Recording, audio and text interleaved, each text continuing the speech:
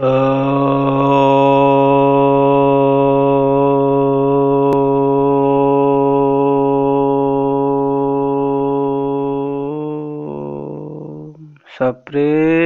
जयजीव। बाप मा बाहर वायु पर पवन और अग्नि मार माटी आर आकाश। ये बाप माँ किए आज्ञा? ये बाप माँ होती ये पंच महाभूत। ये पंच महाभूत महाभूत रु ये शरीर गठित होइछि। तेणु सूक्ष्म भाव कहले आमे बाप माँ ठार कौन पाऊ आज्ञा ना पंच महाभूत बा ये शरीर पवन वायु अग्नि माटी और आकाश तैयारी। बाबा माँ माने आम मान केते जरूर आज्ञा। से न थांदे आम ए पैतृक संपत्ति बा शरीर आमर ये जो महत्वपूर्ण शरीर पाई न मानव शरीर। तेणु बापा माँ आम मान अति महत्वपूर्ण, कारण से जदि न थांते ताहले आमे माने न थांते। पैतृक संपत्ति जदि किछि थाए, प्रकृत पैतृक संपत्ति ताहला आमर शरीर, जोटा कि आमे माने बापा माँ ठारू पाई थाऊ। ये जो कोठा बाड़ी धन संपत्ति गाड़ी घोड़ा आमे माने उत्तराधिकारी सूत्र रे प्राप्त करिछे बा करिथाऊ, ये प्रकृत पैतृक संपत्ति नुहे आज्ञा। ये सबू नश्वर बा क्षणस्थायी बा सृष्टि विनाशशील। जदिच ए शरीर भी नश्वर, किंतु यह एक विलक्षण बा एथिरे एक विशेषत्व अछि। ता हेउछि ए शरीर माध्यम रे जीवनर लक्ष्य यथा धर्म अर्थ काम और मोक्षर साधना कर जाय थाए। जो मानव शरीर प्राप्ति पाई देवता माने भी तपस्या करती। श्रीमद् भागवत कहती अनेक जन्म पुण्य बले मनुष्य जीवन महितले। तो यही उक्ति कौन प्रमाण मिलूँ आज्ञा? कारण ये जो मानव शरीर बा मनुष्य जीवन पाइचे ता पूर्वर आपण केते कष्ट करिसंती। पतंग आपण तरु लता प्राणी कुकुर माकड़ छाड़ी केते जन्म नेला परे, से जन्म परे से जन्म मानक भी आपण को यदि पुण्य करिथिबे, पाप करले भी मनुष्य जन्म मिलियोनी आज्ञा। यदि पुण्य करिथिबे ताहला आपण मानव शरीर मिलियो। तेणु ये जो भागवत कहते श्रीमद् भागवत कहते अनेक जन्म पुण्य, कौ जन्म कथा कह मनुष्य जन्म पुण्य कथा कह जाए आज्ञा। कारण मनुष्य तो जन्म नहीं ये जन्म कौन पुण्य कर मनुष्य जन्म पाइब। तेणु मनुष्य जन्म पूर्व जन्म कथा कह जाए। तेणु अवश्य मनुष्य वान्स मनुष्य होला परे से आउ तलू खसेनी, प्रमोशन होला आउ तलू खसोनी। जोनि मनुष्य जन्म ही निज जोनि प्राप्त हेब। अज्ञान अंधकार दुख एवं यातना रे से निच जोनि प्राप्त बा निच कर्म करिव, यातना पाइब आउ जन्मरु जुई जाके निज कर्मफल भोगिब। ये निच जोनिर गोटे परोक्ष भाव में विचार कर। तेणु ये मनुष्य जीवन कहीं एत मूल्यवान? कारण ये मानव शरीर रे ही आपण मोक्षर साधना करें। सबू से जोनि मानक से जन्म मानक जोटा आपणकर षढ़ रिपु रहा काम क्रोध लोभ मोह ईर्षा द्वेष, ये सब रे आपण माने बंधा रे आप मुक्ति पाई परिबेनी। कारण आमर आहार विहार भय मैथुन, आहार खाइबा बुलिबा भय करिबा एवं मैथुन करिबा बा आपणकर संभोग करिबा पशु और मनुष्य भितर समान। तेणु मनुष्य कहीं पशु ठारू भिन्न से कथा कहिछंती। कारण पशु और मनुष्य भितर एतिकी मात्र भिन्न जे आमर कहे जे man is a social animal. तो dog is a or goat is a what domestic animal বা ଆପଣଙ୍କର ପଶୁ ପକ୍ଷୀ ମାନେ wild animal। ତ animal we are same, we are animal, we are social ସାମାଜିକ ପ୍ରାଣୀ, ସିଏ ଆମ ବନ୍ୟଜନ୍ତୁ ପ୍ରାଣୀ। ତ ତାଙ୍କ ଭିତରେ ଆମ ଭିତରେ କିଛି ତଫାତ ବେଶୀ ନାହିଁ। ତଫାତ ଗୋଟିଏ ହେଉଛି ବିବେକ ଶକ୍ତି ବା ଆପଣଙ୍କର ଦିବ୍ୟ ଜ୍ଞାନ, ଯେଉଁଟାକି ମାନବ ଦେହେ ଦିବ୍ୟ ଜ୍ଞାନ ଦେଖି ସନ୍ତୋଷ ଭଗବାନ।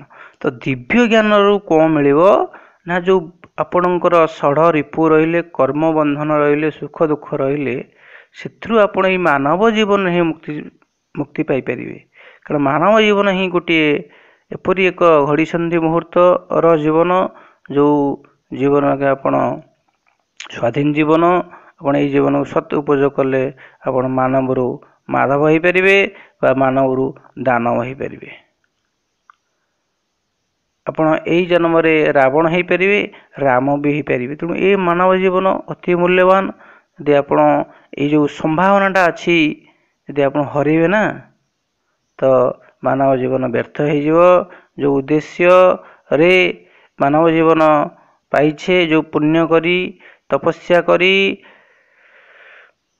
ଏ ମାନବ ଶରୀର ଆମେ ଲାଭ କରିଛେ, ତ ମାନବ ଶରୀରର ଯେଉଁ ଶ୍ରେଷ୍ଠ ଲକ୍ଷ୍ୟ ମୋକ୍ଷ, ଯେଉଁ ସର୍ବକର୍ମ ଫଳରୁ ଉତ୍ତୀର୍ଣ୍ଣ ହେବା, ସୁଖ ଦୁଃଖରୁ ଉତ୍ତୀର୍ଣ୍ଣ ହେବା, ସଚ୍ଚିଦାନନ୍ଦ ସ୍ୱରୂପକୁ ଆମେ ଉପଲବ୍ଧି କରିବା ଏବଂ ସଦା ସର୍ବଦା ସେହି ଆନନ୍ଦରେ ଆନନ୍ଦିତ ହେବା ଏବଂ ଦୁଃଖ ରୂପକ ବା ଦ୍ୱନ୍ଦ୍ୱାତ୍ମକ ଏଇ ଯେଉଁ ମର ଶରୀରରେ ଆମେ ଅଛେ ବା ଏ ଭୂପୃଷ୍ଠରେ ଆମେ କାଳାତିପାତ କରୁଛେ, ଏଥିରୁ ଆପଣ ମୁକ୍ତି ପାଇଯିବେ। ଅର୍ଥାତ୍ କର୍ମବନ୍ଧନରୁ ଆପଣ ସମ୍ପୂର୍ଣ୍ଣ ଭାବରେ ମୁକ୍ତି ପାଇକି ଆନନ୍ଦମୟ ହୋଇଯିବେ। ଆପଣ କୌଣସି କର୍ମ ଆପଣଙ୍କୁ ବାଧ୍ୟ କରିକି ଜନ୍ମ ଦେବ ନାହିଁ ବା ଯାତନା ଦେବ ନାହିଁ।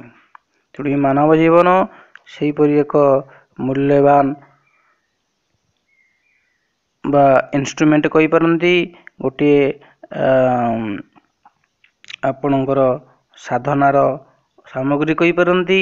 ତେଣୁ ଏହି ଜନ୍ମ ଯଦି ଆମେ ସାଧାରଣ ଭାବରେ ଯେଉଁ ପୂର୍ବଜନ୍ମମାନଙ୍କରେ ଯେଭଳି ଭାବରେ ପଶୁପକ୍ଷୀମାନେ ନିଜର ପେଟ ପାଇଁ ନିଜର ଖାଲି ଶରୀର ଭିତ୍ତିକ ଜୀବନଯାପନ କରନ୍ତି, ସେଥିରେ ସୀମିତ ରହିଲେ ଏ ଜୀବନର ସାର୍ଥକତା ରହିବନି ଆଜ୍ଞା।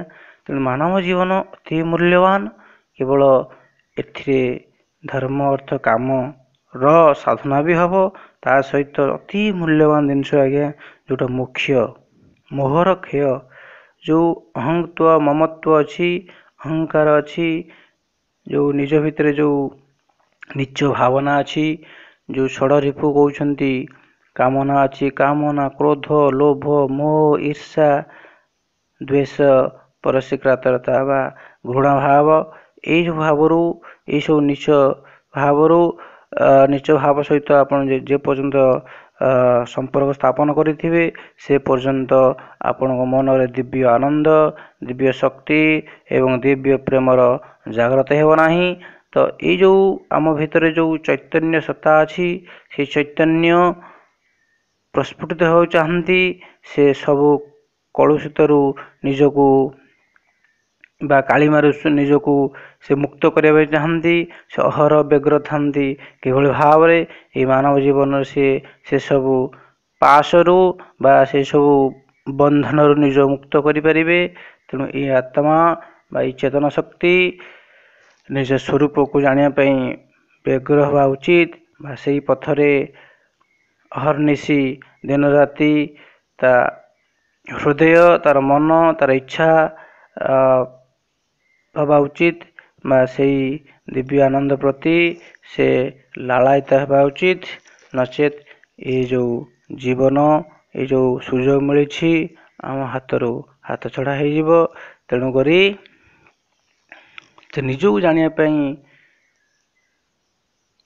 ଯୋଗୀ ଋଷିମାନେ ବା ମୁନିମାନେ ବା ଶାସ୍ତ୍ରକାରମାନେ ଯୋଗ ସାଧନର ଆବଶ୍ୟକତା ଉପଲବ୍ଧି କରିଛନ୍ତି।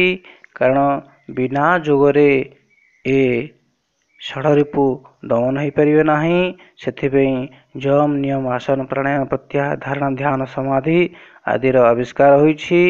ତେଣୁ ଏହି ଅଷ୍ଟାଙ୍ଗ ଯୋଗ କରି ଏ ଜୀବ ଶିବରେ ପରିଣତ ହେବ ଏବଂ ନିଜର ପ୍ରକୃତ ସ୍ୱରୂପ ବା ଚୈତନ୍ୟ ସତ୍ତାକୁ ଉପଲବ୍ଧି କରିବ ଏବଂ ସମସ୍ତ ଯେଉଁ ଆକର୍ଷଣ ଅଛି ସୁଖ ଦୁଃଖ ଏବଂ ଭଲ ମନ୍ଦ ଆଦି ଦ୍ୱନ୍ଦ୍ୱାତୀତ ଅବସ୍ଥାକୁ ସେ ଉତ୍ତୀର୍ଣ୍ଣ ହେବ ବା ନିଜ ସ୍ୱରୂପର ସଚ୍ଚିଦାନନ୍ଦ ସ୍ୱରୂପକୁ ପ୍ରାପ୍ତ ହେବ। ଏ ସ୍ୱରୂପ ପ୍ରାପ୍ତି ଉପରେ କାହିଁକି ଏତେ ଧ୍ୟାନ ଦିଆଯାଇଛି ଆଜ୍ଞା? ସ୍ୱରୂପ ପ୍ରାପ୍ତି କଲେ ଆପଣ କ'ଣ ପାଇପାରିବେ? ଏ ଯେଉଁ ଆନନ୍ଦ ଗୋଟା ଅଛି ଶ୍ରେଷ୍ଠ ଆନନ୍ଦ ଆପଣ ହିଁ କେବଳ ଯୋଗ ମାଧ୍ୟମରେ ସ୍ୱରୂପ ପ୍ରାପ୍ତି ମାଧ୍ୟମରେ ପାଇପାରିବେ। କାରଣ ସମସ୍ତେ ସବୁ ପ୍ରକାର ଆନନ୍ଦ ଉପଭୋଗ କରନ୍ତି, କିନ୍ତୁ ଯେତେବେଳେ ତାଙ୍କୁ ନିଦ ଲାଗେ ସେତେବେଳେ ସବୁ ଆନନ୍ଦକୁ ସିଏ ଗୋଟା ପାଖରେ ରଖିଦିଅନ୍ତି, ନିଦକୁ ପ୍ରାୟୋରିଟି ଦିଅନ୍ତି ବା ନିଦକୁ ଗୁରୁତ୍ୱପୂର୍ଣ୍ଣ ଦିଅନ୍ତି। କାରଣ ଆପଣ ଯଦି ଭଲ ଫିଲ୍ମ ଗୋଟେ କିଛି ଆସିଥିବ ଆପଣ କହିବେ ନାଇଁ ଥାଉ ମୋତେ ନିଦ ମାରିଲାଣି ମୁଁ ଫିଲ୍ମ ଦେଖିବିନି ମୁଁ ଶୋଇବି। ଯଦି ଆପଣ କିଛି ଭଲ ଜିନିଷ ଆପଣ କିଛି ଖାଇବା ଦେଉଛନ୍ତି ଆପଣ ପ୍ରବଳ ନିଦ ମାଡ଼ୁଛି ଆପଣଙ୍କ ନାହିଁ ସେ ଖାଦ୍ୟ ଥାଉ ମୋତେ ନିଦ ମାରିଲେ ମୁଁ ଶୋଇବି। ଯଦି ଆପଣଙ୍କୁ କୌଣସି ନିଜର ଯେଉଁ ବିଭିନ୍ନ ପ୍ରକାରର ଦୁର୍ବଳତା ଥାଏ ସେ ଜିନିଷ ଯଦି ଆପଣଙ୍କୁ କିଛି ଦିଆଯାଏ ନିଦ ପରିବର୍ତ୍ତେ ଆପଣଙ୍କ ନାହିଁ ମୋର ଟଙ୍କା ପଇସା ବେଶୀ ଦରକାର ନାହିଁ, ମୋର ନିଦ ଦରକାର, ସୁନିଦ୍ରା ଦରକାର, ବିନା ନିଦ୍ରାରେ ମୁଁ ବଞ୍ଚିପାରିବିନି, ମୁଁ ଶାନ୍ତି ପାଇପାରିବିନି। ନିଦଟା ସବୁ ପ୍ରାଣୀଙ୍କ ପାଇଁ ସବୁ ଏମିତିକି ଉଦ୍ଭିଦ ମାନଙ୍କ ପାଇଁ ମଧ୍ୟ ଅତି ଜରୁରୀ। କାରଣ ନିଦରେ ହିଁ ଆମେ ସେଇ ସଚ୍ଚିଦାନନ୍ଦ ବା ଆତ୍ମାନନ୍ଦ ବା ସ୍ୱରୂପାନନ୍ଦର ଝଲକ ପାଉ ବାର କିଛି ଅଂଶ ଆମେ ଏକ୍ସପିରିଏନ୍ସ କରୁ। ତେଣୁ ଯୋଗୀ ଋଷି ମୁନିମାନେ ଜାଣିବାକୁ ପାଇଲେ ଯେ ଯଦି ନିଦରେ ଏତେ ଆନନ୍ଦ ତାହେଲେ ଏ ନିଦଟାକୁ ସେ ବିଶ୍ଳେଷଣ କରିଛନ୍ତି। ନିଦଟା ଆଜ୍ଞା କ'ଣ? ନା ନିଦରେ ମଣିଷ ବେହୋସ ହେଇଯାଏ ବା ଆପଣଙ୍କର ଇନ୍ଦ୍ରିୟ ଗୁଡ଼ିକ ସୁପ୍ତ ହେଇଯାନ୍ତି, ନୁହେଁ କି ଇନ୍ଆକ୍ଟିଭ ହେଇଯାନ୍ତି। ସେଥିରେ କୌଣସି ଇନ୍ଦ୍ରିୟ ନା ଆଖି ଦେଖେ, ନା କାନ ଶୁଣେ, ନାକ ଶୁଙ୍ଘେ, ନା ଚର୍ମ କିଛି ସ୍ପର୍ଶ କରେ, ନା ମନ କିଛି ଚିନ୍ତା କରେ ଆଜ୍ଞା। ଏସବୁ ସୁପ୍ତ ହେଇଯାନ୍ତି। ତ ସୁପ୍ତ ହେଲା ପରେ ବା ଇନ୍ଦ୍ରିୟାତୀତ ହେଲା ପରେ ଯେଉଁ ଆନନ୍ଦ ମିଳେ ସେ ଅତି ଉତ୍ତମ ଆନନ୍ଦ ବା ଅତି ଗୂଢ଼ ଆନନ୍ଦ, ଅତି ଆପଣଙ୍କର ଶକ୍ତି ପ୍ରଦାୟକ। ତେଣୁ ସେମାନେ ଏଥିରୁ ଜାଣିବାକୁ ପାଇଲେ ଯେ ଯଦି ମଣିଷ ଇନ୍ଦ୍ରିୟକୁ କୌଣସି ଉପାୟରେ ଚେଇଁଥିବା ଅବସ୍ଥାରେ ବା ଜାଗ୍ରତ ଅବସ୍ଥାରେ ଇନ୍ଦ୍ରିୟକୁ ସେ ଶିଥିଳ କରିପାରିବ, ତାକୁ ଆୟତ୍ତ କରିପାରିବ ବା ଇନ୍ଦ୍ରିୟକୁ ବଶ କରିପାରିବ, ତାହେଲେ ନିଶ୍ଚିତ ରୂପରେ ଏ ଯେଉଁ ନିଦ୍ରାରେ ଯେଉଁ ଆନନ୍ଦ ପାଉଛି ତାହା ସିଏ ବେହୋସି ଅବସ୍ଥାରେ ପାଉଛି ବା ଆପଣଙ୍କର ଅଜ୍ଞାନତ ଅବସ୍ଥାରେ ପାଉଛି। ତାହେଲେ ସେଇ ଆନନ୍ଦ ସିଏ ଯୋଗ କଲା ପରେ ସବୁ ସମୟରେ ଏବଂ ସବୁ ମୁହୂର୍ତ୍ତରେ ଯେତେବେଳେ ଚାହିଁବେ ସେ ପାଇପାରିବ। ତେଣୁକରି ଯୋଗର ଆରମ୍ଭ ହେଇଛି। ଯୋଗର ପ୍ରଥମ ଉଦ୍ଦେଶ୍ୟ ରହିଲା ଯୋଗ ଚିତ୍ତ ବୃତ୍ତି ନିରୋଧ। ଯୋଗ କହନ୍ତି ଚିତ୍ତର ଯେଉଁ ବୃତ୍ତି ବା ଆପଣଙ୍କର ଯେଉଁ ବିଭିନ୍ନ ପ୍ରକାର ଭାବନା ଆସୁଛି ଭଲ ମନ୍ଦ ସୁଖ ଦୁଃଖ ଭବିଷ୍ୟତର ସୁନୀଳ ସ୍ୱପ୍ନରେ ଏବଂ ଅତୀତର ଖରାପ ଭଲ ଅନୁଭୂତିରେ ସବୁବେଳେ ସେ ବ୍ୟଗ୍ର ରହୁଛି, ସେଥିରେ ତାହାର ସବୁ ନିବୃତ୍ତି ହେବ ବା ସେ ସବୁ ସ୍ଥଗିତ ହେଇଯିବେ, ସେ ସବୁ ବନ୍ଦ ହେଇଯିବେ। ନଚେତ୍ ତାହା ସହିତ ଆପଣଙ୍କର କୌଣସି ସମ୍ପର୍କ ରହିବ ନାହିଁ। ସିଏ ଆଉ ଆପଣ ଭିତରେ କୌଣସି ଗୋଟିଏ ଡିଷ୍ଟାନ୍ସ କ୍ରିଏଟ୍ ହେବ ବା ଗୋଟେ ଦୂରତ୍ୱ ସୃଷ୍ଟି ହେବ, ଯାହାଫଳରେ କି ଆପଣଙ୍କର ସେ ବୃତ୍ତି ପ୍ରତି ଆସକ୍ତି ଆସିବ ନାହିଁ, ସେ ବୃତ୍ତି ପ୍ରତି ଆପଣ ତଦାତ୍ମ୍ୟତା ପ୍ରକାଶ ପାଇବ ନାହିଁ। ଯେଭଳି ଭାବରେ କୌଣସି ଦୁର୍ଘଟଣା ଯଦି ଦୁଇଟି ମଣିଷ ଭିତରେ ହେଉଥାଏ, କଜିଆ ଗୋଳ କରନ୍ତି ବା ହଣାକଟା ହୁଅନ୍ତି, ଆପଣ ଯଦି ଥାର୍ଡ଼ ପର୍ସନ୍ ଆପଣ ଯଦି ତାଙ୍କ ସହିତ କୌଣସି ସମ୍ପର୍କ ନଥାଏ, ସେ ଆପଣଙ୍କର ରିଲେଟିଭ୍ ହୋଇନଥାନ୍ତି ବା ଆପଣଙ୍କର ନିଜର ଅତି କ୍ଲୋଜ୍ ହୋଇନଥାନ୍ତି, ବନ୍ଧୁବାନ୍ଧବ ହୋଇନଥାନ୍ତି, ତାହେଲେ ଆପଣ ସାକ୍ଷୀ ସ୍ୱରୂପରେ ସେ ଘଟଣାଟି ଦେଖନ୍ତି, ଆପଣଙ୍କ ଉପରେ କିଛି ପ୍ରଭାବ ପଡ଼େ ନାହିଁ। ଅବଶ୍ୟ ସାମୟିକ ଭାବରେ ଆପଣ ଟିକେ ମନ ଦୁଃଖ କରିପାରନ୍ତି, କିନ୍ତୁ ଲଙ୍ଗ ଟର୍ମରେ ବା दीर्घकालीन सूत्र से घटना आपण बेसी प्रभाव पका नहीं। से भली भाव में यदि आपण भितर से साक्षी स्वरूप जागृत हो जोग माध्यम आपण जदि सबु कर्मर साक्षी स्वरूप हो से सब ये जो कथा आउ काम तफात अच्छे आज्ञा यदि से कथाटा खाली शुणीगले किंतु काम करने आपको साधना दरकार बिना साधना किसी मिलनी कारण बिना पैसा बिना परिश्रम यदि विश्व मिलूना तो बिना पैसा बिना परिश्रम अमृत केमी मिल आज्ञा तेणु तापाई आपन को तन मन धन एपरिक जीवन से उत्साह करा पड़ो कारण ये जो मुख्य साधना बा जोगर अंतिम लक्ष्य सच्चिदानंद स्वरूप प्राप्ति ये आमर प्रत्येक जीवर जनसिद्ध अधिकार आम खाली भूली जाऊे ये जो मोह माया पड़ी तेणु जोग जति जरूरी प्रत्येक जीवपाई जेकोसी काम जोगर आवश्यकता अच्छी कारण बिना जोगरे आपण कौन करेंगे गोदरा कोड़े जेते माड़े सेते तेणु गोदरा न्याय आपण कहे गोदरा कह मु दी गुंठू खुशी देछि किंतु पछु देखिला सबू जगह चपे दे आज्ञा तेणु आपड़ जदि बिना जोगरे कामना क्रोध लोभर वशवर्ती जो कौन काम करेंगे ताहा पूर्व को अनैले किछि ना निष्फल हो बरं कर्म बंधन रे आपण फसीजे तेणु जो कर्म करवा जोग भित्तिक करवा जोग कर्मसु कौशलम कर्म करिवार कौशल हूँ जोग आपण जोगस्थ ही कर्म कले कौन कर्म बंधन आपण को बांधि पार ना कारण आपण से निस्वार्थपर भाव में काम करेंगे निजर कर्तव्य कर्म करेंगे क्या ठकबेनी शारीरिक मानसिक बा विचारधारा रे वाचनिक भाव में क्या असत्य कहबेनी आपण सद्भाव से साधना रत रे जहाँफल कि आप मनुष्य जीवन को सफल करेंगे भागवत वाणी को यथार्थ करेंगे मनुष्य देहे दिव्य ज्ञान देखी संतोष भगवान अनेक जन्म पुण्य फल मनुष्य जीवन महितले तो भागवत एमती अनेक कथा अच्छी आज्ञा तो आम जीवन में आम भी अनुभव करें तेणु ये सब बहुत कथा अच्छी से मानव जीवन अति गुरुत्वपूर्ण महत्वपूर्ण भागवत रे बाणी अच्छी आज्ञा जुगल भावे जे भजई अनेक जन्म न लभई अनेक जन्मे न लभई ताहाको नाही सुखलेश बुलई संसारे मनुष्य ए तत्व न जानती केही कोटि के गोटे जानई आत्मा परम ब्रह्मसार एथु अधिक नाही पर सकल शास्त्रे परमाण सबुठी श्रेष्ठ आत्मज्ञान मु आत्मा निरंजन आउ समस्त अटे डाल परम ज्ञान रे भाव अणसाधना आत्मजोग निर्गुण निरंजन हरि अशेष भूतरे बिहरी अविद्या अजपा परम अमाप अनाहत ब्रह्म अदृष्ट अमृत अनंत अव्यक्त अनाम अच्युत सकल कर्मरु बाहर अष्टांग जोगर उपर ब्रह्म भक्ति कले पाई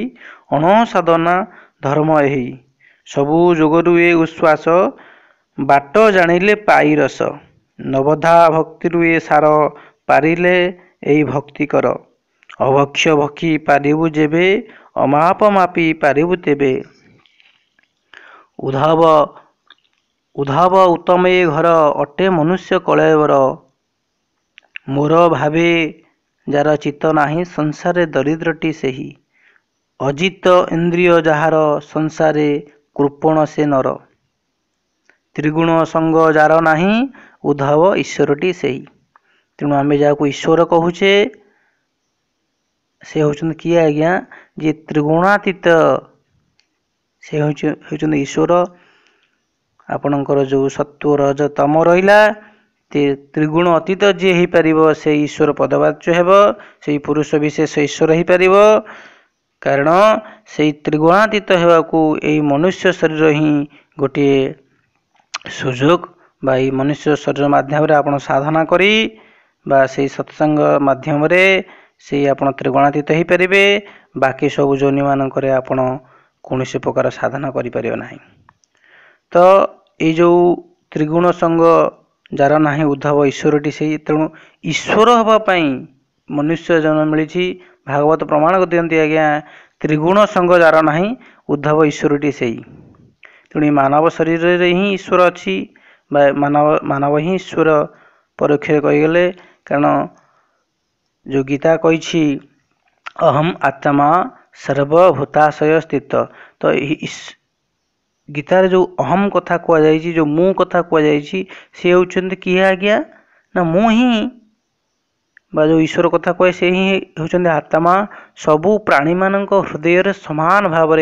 से अवस्थित तेणु श्रीकृष्ण जो मु कहिछन्ति से सबु जांक सबु प्राणी मानक पई प्रयोज्य तेणु एथिरे द्वैत भाव किछि नाही कारण भागवत लिखिले जुगल भावे जे भजई जुगल अर्थ दुई भाव कौन ना मु जीव से परम मु अल्पज्ञ से बहुज्ञ से सर्वज्ञ मु दुखी से सुखी मु कांगाल से राजा ये जो जुगल भाव रहिला ये जो जीव भाव आउ शिव भाव रहिला ए भाव रे जे रहिबो बा दैत्य ज्ञान रे रहिबो अनेक जन्म न लभई सी आ से पाई परिबोनी से त्रिगुण संग तार आउ जीव नाही से त्रिगुण संगे ही रहीजिव जहाँ फल कि तार जो ईश्वरटी हबार संभावना थिला से वंचित हेबो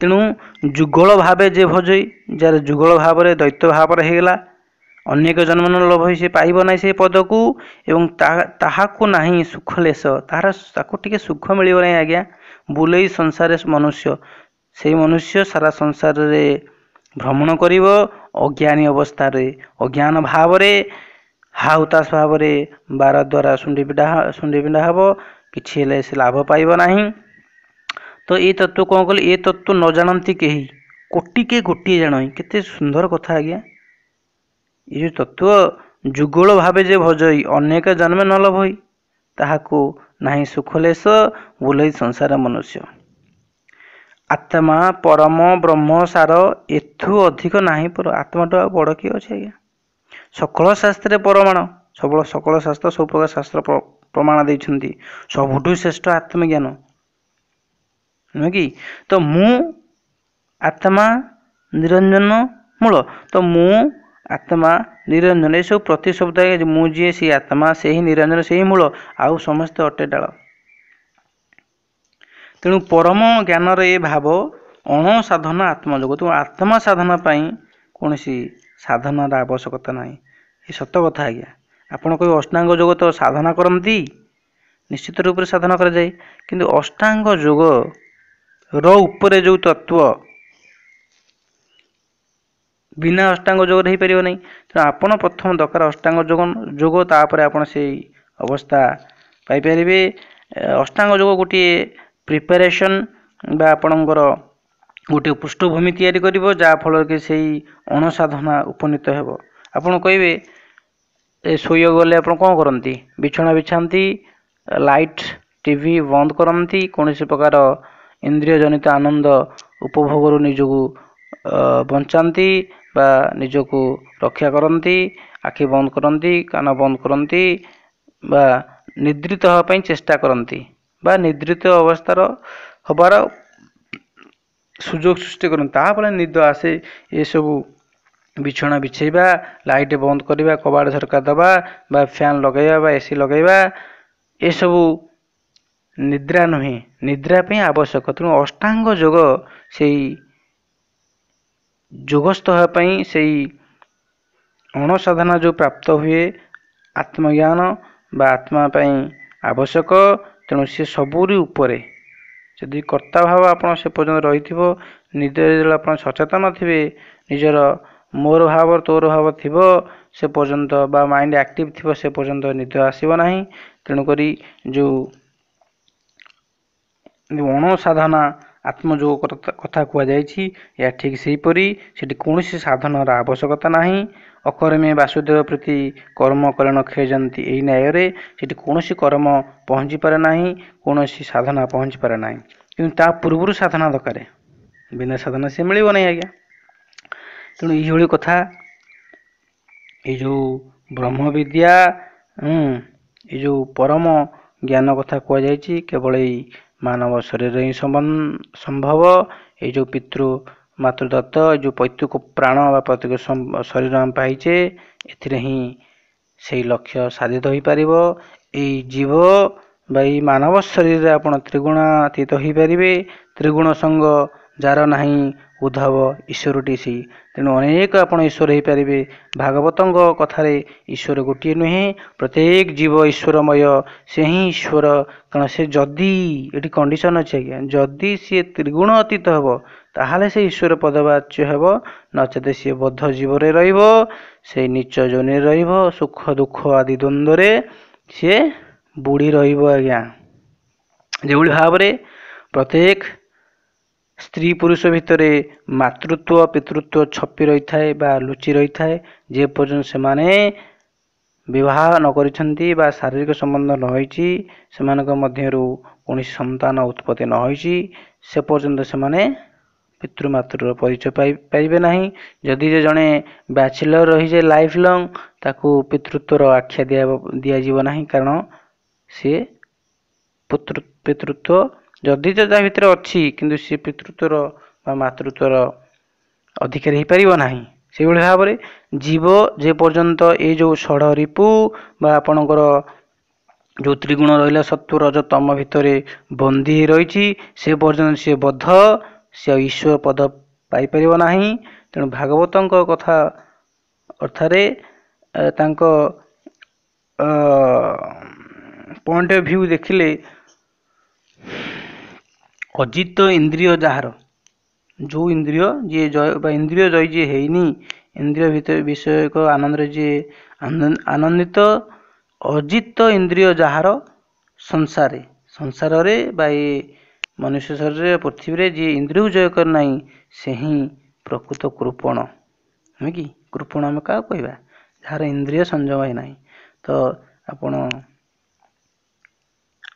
ଇନ୍ଦ୍ରିୟ ସଂଯମ ଆମେ କରିବା, ତ ଏଇ ଯେଉଁ ସମ୍ଭାବନା ଅଛି ମନୁଷ୍ୟ ଜୀବନ, ଏ ଯେଉଁ ମାନବ ଶରୀରରେ ଆମେ ଈଶ୍ୱର ହେଇପାରିବା ବା ତ୍ରିଗୁଣକୁ ଅତିକ୍ରମ କରିପାରିବା, ସେଥିପାଇଁ ଆମେ ବହୁ ସମୟ ତ ବିତେଇ ସାରିଛେ, ଜୀବନର ବହୁତ କିଛି ମୂଲ୍ୟବାନ ସମୟ ଆମେ ବିତେଇ ସାରିଛେ। ତେଣୁ ଆଜିଠୁ ଆମେ ସଂକଳ୍ପବଦ୍ଧ ହେବା, ଏଇ ତ୍ରିଗୁଣାତୀତ ହେବା ଏବଂ ଈଶ୍ୱର ହେବା, ଏଇ ଭାବଧାରାରେ ଆମେ ନିଜକୁ ଗଢ଼ି ତୋଳିବା।